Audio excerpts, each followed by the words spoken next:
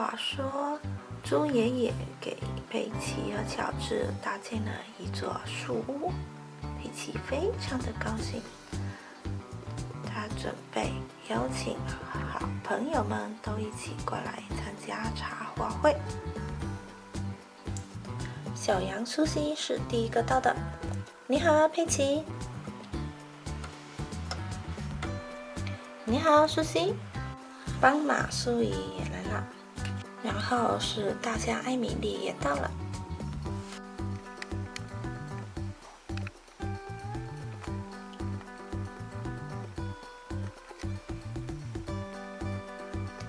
佩奇，我们所有人都到了吗？我们的茶话会可以开始了吧？再等一下，我们还有最特别的朋友呢。特别的朋友是谁？是谁？他们马上就到了。艾莎乘着大雪橇来了。你好啊，佩奇。艾莎女儿你好，欢迎来到我的茶话会。安娜公主也乘着雪橇到了。大家好，我是安娜。你好，安娜公主。最喜欢热闹的雪宝也来了。艾莎女王的到来带来了一些冰雪的元素。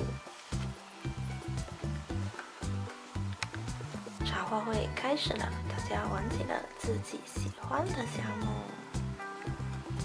苏怡到树屋里去玩。艾莎女王跟安娜公主还有乔治以及佩奇就围到茶桌边一起喝茶聊天，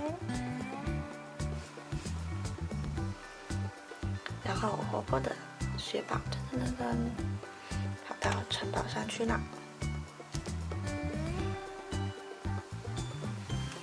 苏怡和艾米丽两个人荡秋千去了。